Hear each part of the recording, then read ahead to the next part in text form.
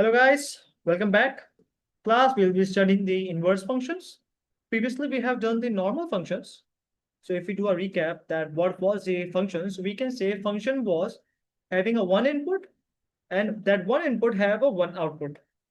So what does the inverse function mean? Inverse function is the opposite of the normal function. It means that it will be have the one output and after one output, there will be a one input. Means of going the backtrack of the normal function, going backwards. Now, why do we study it? What do we need in real life? So we can say, for example, if we know the total bill, or if we went to the restaurant and we know the total bill, which is $1,000, and we know the tax was 10%. So we can calculate and understand what was the original bill without tax. So if you see, we are going backwards. So that is the inverse function. We are going backwards. It is similarly like if I say you have to wear socks and then shoes. So what would be the inverse function? Opposite. First you will take off the shoes and then you will remove the socks. All right. Now, if we look at the mathematical way, the mathematical examples, we have an expression over here, function fx, which is 7x minus 4. Let me just write input and output. Input was domain and output was range. So if I enter 1, what would be the answer of the, what would be the range output of the 1?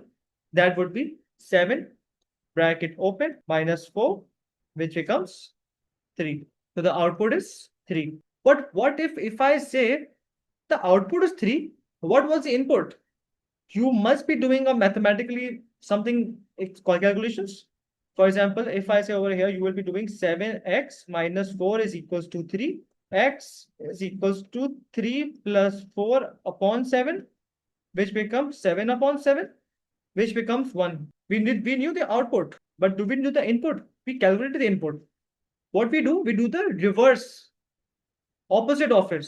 So technically, this whole calculation was the inverse function. तो इसका भी कोई ना कोई formula होगा ना. अगर normal function का कोई ना कोई फॉर्मूला था तो इस कैलकुलेशन का भी तो कोई ना कोई फॉर्मूला होगा. उस फॉर्मूले को हम बोलेंगे inverse function. Getting my point. तो क्या था उसका इनवर्स फंक्शन, उसका reverse formula. So let's calculate that. उसका एक सर्टेन तरीका है फाइंड करने के लिए. So what you have to do it quite very simple. जो भी फंक्शन है we need to equate it to the y, यानी कि इक्वल टू y करना है. जब इक्वल टू y कर दिया, we need to make the x the subject of the formula. यानी कि इक्वेशन हमारी इन टर्म्स ऑफ y होगी, x इक्वल्स टू होगी in terms of y, x is the subject of the formula. तो अगर मैं x को subject बनाता हूं तो x is equals to y plus 4 और 7 जाके डिवाइड हो गया. अब जब इस स्टेप पे पहुंच जाएंगे, we need to flip x and y. So we can say y is equals to x plus 4 upon 7. मैंने क्या किया लास्ट स्टेप के अंदर, जो y था उसको x कर दिया, जो x था उसको मैंने y कर दिया, फ्लिप कर दिया ना मैंने.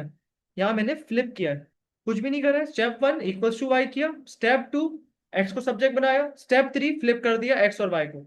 अब ये जो मेरा यहाँ एक फॉर्मूला बना है, ये किस चीज का फॉर्मूला है मेरे पास? ये मेरे पास जो फॉर्मूला है वो है इनवर्स फंक्शन. अब देखो x plus 4 upon 7, what was the output जो मैंने पहले कहा था? 3 ना. तो अगर मैं इसमें 3 एंटर कराऊंगा तो देखो आंसर 1 आया नहीं आया? 7/7 इक्वल्स टू 1. बताओ. तो ये होता है हमारे पास इनवर्स फंक्शन. अभी एक और क्वेश्चन सॉल्व करते हैं, फिर मैं आपको एक और चीज बताता हूँ. ठीक है. एक फंक्शन एफ एक्स है, 3x प्लस 4. सिंपल सा फंक्शन है. We need to find the inverse of it. ठीक है. स्टेप 1 क्या था? 3x plus 4 equals to y कर देना है. स्टेप 2 क्या था? x को सब्जेक्ट बनाना है. अगर x को सब्जेक्ट बनाना है तो 3x is equals to y minus 4, x is equals to y minus 4 upon 3. Last step क्या था? फ्लिप. जो x है वो y कर दो, जो y है उसको x कर दो. तो basically becomes y is equals to x minus 4 upon 3. और यहाँ पे मेरे पास टू थिंग्स है जो आपको समझनी है. टू थिंग्स ये हैं कि हमें कैसे पता कि इनवर्स फंक्शन है या नॉर्मल फंक्शन है? उसका एक सिंबल है, लिखने का तरीका कह लो. हमें ये बात पता है कि अगर नॉर्मल फंक्शन है तो एफ एक्स लिखा होगा इस तरीके से, बट अगर if it is the inverse function, उसको लिखने का तरीका क्या है? फंक्शन होगा, ऊपर -1 होगा। ये जो -1 है ये बता रहा है कि अब जो फॉर्मूला बता रहा हूं मैं आपको वो इनवर्स का है। ये नॉर्मल फंक्शन है क्योंकि इस पे -1 नहीं है, ऊपर सिर्फ एफ है, तो ये नॉर्मल फंक्शन है। क्योंकि इसमें -1 है, this show this is the inverse function. अच्छा, यहां तक क्लियर हो गई चीजें? अब लास्ट चीज समझ लो यहाँ पे क्या है। लास्ट चीज ये है, नॉर्मल फंक्शन जो था इस पे हमारा क्या था, जो इनपुट था उसको हम क्या कह रहे थे? डोमेन। और जो आउटपुट था वो क्या था? रेंज। जब इनवर्स फंक्शन था मैं एंटर क्या कर रहा था? मैं रेंज एंटर कर रहा था, मुझे आंसर क्या मिल रहा था? 1 आ रहा था। तो जब इनवर्स फंक्शन है क्योंकि वो ऑपोजिट है, so the range is the domain. Technically सोचो ना कि रेंज तो वो है जो इनपुट कर रहे हैं, तो इनवर्स फंक्शन में हम तो इनपुट कर रहे हैं, तो जो इनवर्स फंक्शन होता है उसमें जो रेंज होता है नॉर्मल फंक्शन का, वो हो जाता है डोमेन। अगर मैं एफ इनवर्स की बात करूं तो ये डोमेन है और ये रेंज है। लेट मी रिफ्रेश अगेन, थोड़ा टेक्निकल है, एक बार समझ में आ गई तो समझ में आ गई। अगर मैं नॉर्मल फंक्शन की बात कर रहा हूँ, for example 7x - 4, normal function, इसका डोमेन क्या होगा? मैंने 1 एंटर किया तो 3 आ गया। इनवर्स फंक्शन क्या होता है? ऑपोजिट, मुझे आउटपुट पता है, मुझे इनपुट के पास जाना है। तो अगर मैं इसमें आउटपुट एंटर करवा रहा हूँ तो डोमेन हुआ ना, फिर वो डोमेन बोलूंगा मैं उसे, उसको मैंने नाम डोमेन का दे दिया। तो नॉर्मल फंक्शन के लिए, नॉर्मल फंक्शन के लिए इनपुट डोमेन है, आउटपुट रेंज है। बट इनवर्स फंक्शन के लिए, इनवर्स फंक्शन के लिए जो आउटपुट था नॉर्मल फंक्शन का वो बन जाता है डोमेन, और जो आउटपुट आता है वो बन जाता है रेंज। समझ में आ रही है बात? सो ये हमारे पास कॉन्सेप्ट है इनवर्स फंक्शन का। यहाँ तक बात क्लियर है कुछ? Function f x 5x/2 - 4x एक नॉर्मल फंक्शन है। We need to make the inverse function of it. Step number 1 क्या है? Equals to Y. स्टेप 2 क्या है? Makes the x subject of the formula. अब यहाँ पे क्वेश्चन ये है, यहाँ भी एक्स है, यहाँ भी एक्स है, लेकिन हमें तो सिर्फ एक एक्स को बनाना है ना। So when ever there multiple x और हमें सिर्फ एक एक्स चाहिए, तो क्या लग रहा है क्या होगा? भाई या तो सॉल्व हो जाएगा तो एक एक्स आंसर आ जाएगा। फॉर एग्जाम्पल कुछ भी सॉल्व हो गया, आंसर 4x अगर है तो वी नो कि आप 4 को वहां भेज देंगे, एक्स सब्जेक्ट बन जाएगा। बट अगर मल्टीपल एक्सेस हैं so we can take factorize. Factorize में क्यों, क्या होता है? कॉमन होता है तो एक सिंगल चीज बाहर आ जाती है। देखो 5x = 2 - 4x और ये मल्टीप्लाई हो रहा है y से। मैंने इसको मल्टीप्लाई करवाया तो ये हो गया मेरे पास 5x = 2y - 4x5। अब यहाँ भी x है, यहाँ भी x है, मुझे सिर्फ सिंगल x चाहिए। ऐसा नहीं कि इक्वेशन में और x हो, नहीं। x जो बनेगा सब्जेक्ट ऑफ द फॉर्मूला बनेगा, और कोई x होना नहीं चाहिए इक्वेशन में। x = बनेगा, तो यहाँ हम ये कर सकते हैं 5x + 4xy = 2y। ठीक है। अब देखो, to make the single x क्या होगा? फैक्टराइज करूंगा ना मैं, तो मुझे पता है when I will to factorize, common है x, तो एक सिंगल x हो जाएगा और फिर x रिमूव हो जाएगा। 5 + 4y (2y) पहले क्या था? पहले मल्टीपल x थे, अभी सिंगल x हो गया है। अगर यहाँ पे x5 होता तो मैं इसे सॉल्व कर देता, क्योंकि ये सॉल्व नहीं हो सकता तो I had to take the factorize, मुझे फैक्टराइज करना पड़ा क्योंकि कॉमन था। अब देखो यहाँ सिंगल x हो गया, so what I can do, x = 2y/5 + 4y, यहाँ मल्टीप्लाई तो यहाँ डिवाइड हो गया। ठीक है। लास्ट स्टेप क्या है?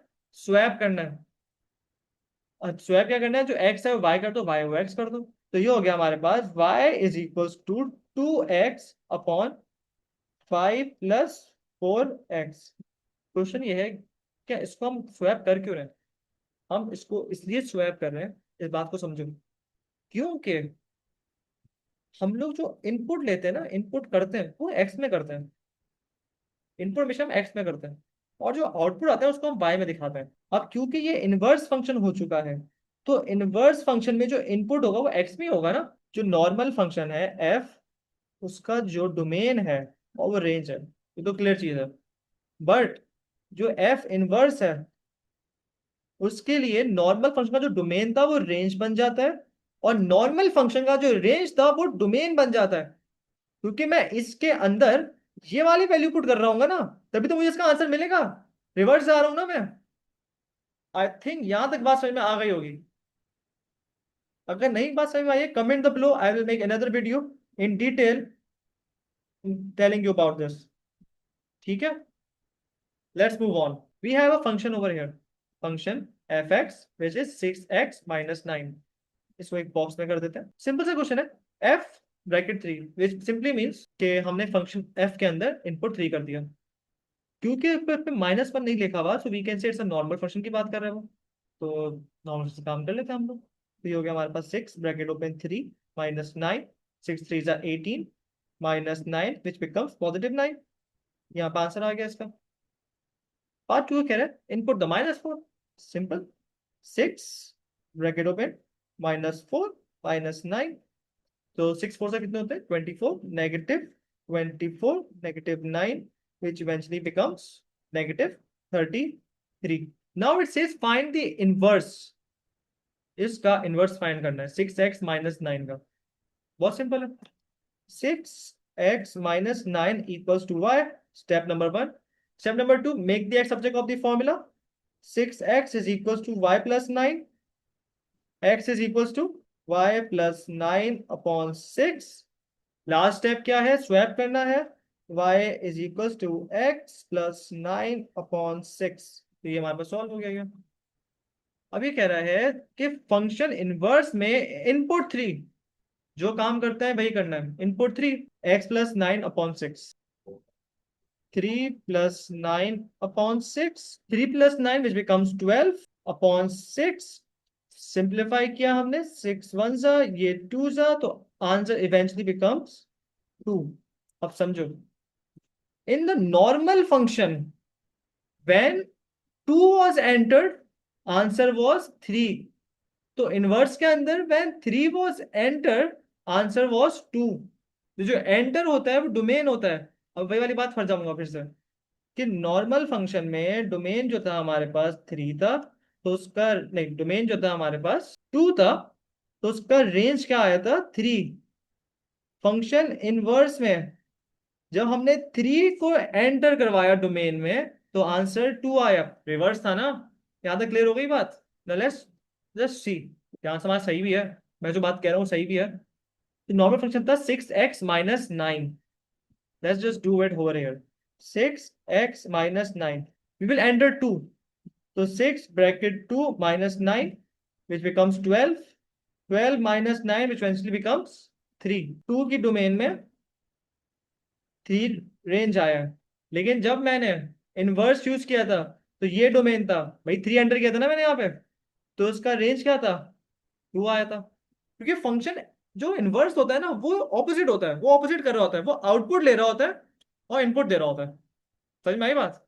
नॉर्मल फंक्शन इनपुट ले रहा है, आउटपुट गिव कर रहा है। इनवर्स फंक्शन आउटपुट ले रहा है, इनपुट गिव कर रहा है। सही है, बात समझ में आ रही है। सिंपल सा क्वेश्चन है, f inverse and we have to enter 8। So let's just do it, which becomes x plus 9 upon 6. So minus 8 plus 9 upon 6, minus 8 plus 9, which becomes 1 upon 6. So 1 upon 6 is the answer. Before we move on, I want you to know, do you know what is infinity? Infinity is something unlimited, that is not measured, countless. For example, space is infinity. उसकी कोई limit नहीं है ना, limitless है। Anything which is limitless is infinity. और in this chapter I won't go in the detail, बस एक 2 3 point मुझे बताने हैं। डिटेल इसका अलग बताऊंगा मैं, वरना फिर हम लोग टॉपिक से ऑफ चले जाएंगे। इन्फिनिटी क्या है? इन्फिनिटी का एक नंबर होता है, वो होता है 1/0। बेसिकली डिनोमिनेटर में 0 है और न्यूमरेटर में कोई ना कोई नंबर है। मैं अगर बोलूँ 2/0, दिस इज ऑल्सो इन्फिनिटी। मतलब टेक्निकली अगर मैं बोलूँ तो जो बात बोलना चाह रहा हूँ वो मैं बोलना चाह रहा हूँ नंबर अपॉन 0। नीचे 0 होना मस्ट है। अगर ऊपर कोई भी नंबर है, 6 है 7 है, नीचे 0 है ना, दैट इज इन्फिनिटी। सही है, मोस्ट ऑफ द केसेस 1/0 ही कहा जाता है। All right, this is infinity. ये इसका लिखने का सिंबल है। एक तरीके से जो सिंबल है ना वो ऐसे है, ठीक है, उसको मैथमेटिकली कुछ जो नंबर है ना वो ये 1/0, एक नंबर है उसका, इन्फिनिटी नंबर है. So if the function over here is this function f x है, एफ एक्स क्या कह रहा है 1/x. My question is to make this infinity what number do I put. यहाँ पे मैं कौन सा नंबर डोमेन में इनपुट लूं. 1. 1 अगर लूंगा तो 1/1 कैंसिल भी होके 1 ही बनेगा. नो. 2. नो. स्पेस का इन्फिनिटी का नंबर क्या है 1/0. what will we enter? We will enter 0, because if we enter 0 in the function, तो ये फंक्शन क्या हो जाएगा, तो ये हो जाएगा 1/0. मैंने 0 को एज इनपुट ले लिया इसमें. All right, now understand this. We are not solving this right now. ये मेरे पास एक फंक्शन है x/x-2. To make this infinity what number do I have to put. Again मुझे न्यूमिनेटर से कोई मसला नहीं, न्यूमिनेटर में कोई भी नंबर हो 10, 100, 1000, 2x+5 जो होना हो, डिनोमिनेटर में 0 होना चाहिए. अगर डिनोमिनेटर में 0 है दैट इज इंफिनिटी. सही है, मोस्ट ऑफ द केसेस 1/0 बनाया जाता है इजी वे के लिए, लेकिन नंबर अपॉन 0 है. सो अगर मुझे इसको 0 करना है डिनोमिनेटर में, क्योंकि मुझे इंफिनिटी बनाना है ना, मेरा क्वेश्चन क्या है, to make this infinity. So what number do I have to put. If I entered for example 1, तो 1 तो यहाँ पे आ जाएगा. 1 - 2 क्या होगा, 1/-1, -1 आंसर आ जाएगा. 0 एंटर करूंगा तो 0/0 - 2, तो 0/-2 आएगा विच एंसर बिकम 0. इंफिनिटी सुना हुआ, इंफिनिटी क्या है, नोमेटर में 0 जरूरी है. तो यहाँ पे आप एंटर करेंगे 2, तो ऊपर 2 आ गया. यहाँ जब 2 आएगा तो 2 - 2 0 हो जाएगा. So we need to input 2, क्योंकि अगर मैं 2 एंटर करूंगा 2/2 - 2, तो आंसर क्या हो गया 2/0, which eventually becomes infinity. Now let's find its inverse. All right, moving on. Now we have to find the inverse function of this function. All right. So what was the step number 1?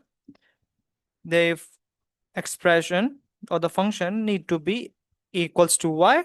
What is step number 2? Make the x subject of the formula. X is equals to y bracket open x minus 2 bracket close. X is equals to xy minus 2y. Now we know there are two x's. So what we'll do, we do the factorization. So because from the factorization we can take the x as a common, and there will be only one x in the whole equation. So x minus xy is equals to minus 2y. What is the common? X is the common. So in bracket, what is the leftover? 1 minus y bracket close is equals to minus 2y. So finally x is equals to minus 2y upon 1 minus y. Now what was the last step? Swap the x and y. So y is equals to minus 2x upon 1 minus x. It doesn't matter how many y were there, just replace x and y. Now let's do the final question. I guess that's the final. No, that's the second last. So we have a fraction over here that says the function fx 1/4x minus 3. We need to find the inverse of it. So what was the step 1? Step number 1 was 1/4x minus 3 is equals to y. Step number 2, make the x subject of the formula. S is only 1x, so we know we don't have to factorize it. We just have to shift the numbers and we'll find the x as a subject. So x/4 is equals to y plus 3. We shifted the -3 over the right side. Finally, x is equals to 4 bracket open y plus 3. 4 that was getting divided on the left side will be multiply on the right side. If you open the bracket, so x is equals to 4y plus 12.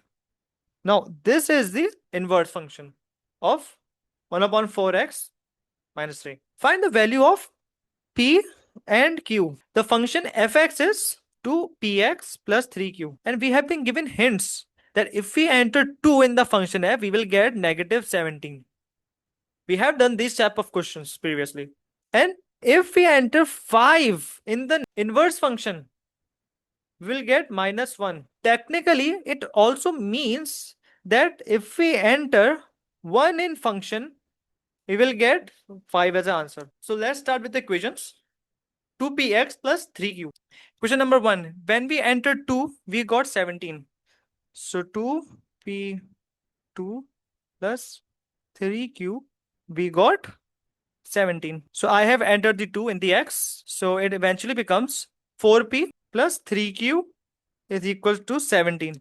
This is the equation number 1. We have done this type of question before, so we know that this will be solved by simultaneous equations. We will make two equations and we will solve simultaneously to find the value of p and q. We have done this type of question detail in the previous lecture. So this is equation number 1. Now look at the equation number 2. In equation number 2, there are two ways. First way is this one. Like I can enter -1 in the function n equals to 5. For example, if I enter -1, so I can say like 2p -1 plus 3q is equals to 5, which is minus 2p plus 3q is equals to 5. This is equation number 2. This is another way also. I can find the inverse function of this and enter the value of this. Let's find the inverse function also. Is equals to y. Make the x subject of the formula. So 2px is equals to y minus 3q. X is equals to y minus 3q upon 2p. Last step makes the x and y swap. So y is equals to x minus 3q upon 2p. This is the inverse function. Now let's enter. What does the question say? Hint that we will enter the 5 and get -1 as the answer. Let's enter 5. So if we enter 5, x minus 3q upon 2p is equal to something, which we can say 5 and -1. If we solve it, we can say 5 minus 3q is equals to minus 2p. I have shifted this on the right side. Now, if you look at closely, these two equations are similar. Just look at it. Isn't it these two similar? It's just that it's equals to y. So if I write 5 is equals to minus 2p plus 3q, they both are similar. So we have done the right work. This is also equation number 2. Whatever you like, you can do it from that. अगर ऐसे समझ में आ रहा है कि मैंने inverse find किया उसमें एंटर कर दिया, वैसे कर लें, यही आंसर, यही इक्वेशन बनेगी। यार आप थोड़े स्मार्ट हैं, आपको पता है कि तो इनवर्स फंक्शन है, तो ये हमारे नॉर्मल फंक्शन की डोमेन है और ये नॉर्मल फंक्शन की रेंज है, तो हमने इसको ऐसे करके ऐसे बना लिया। That's also fine. जब हमें दो इक्वेशंस आएंगे, what we will do, we will solve it simultaneously. Substitution से करना है, एलिमिनेशन से करना है, you can find it. I remember the answers, so I can tell you the answers. P and Q. Q answer was 3 and P answer was 2. So let's keep it till here today. So far we have completed the inverse function. In the next video, we'll be seeing the composite functions, the last topic of the function. So that's it for today, guys.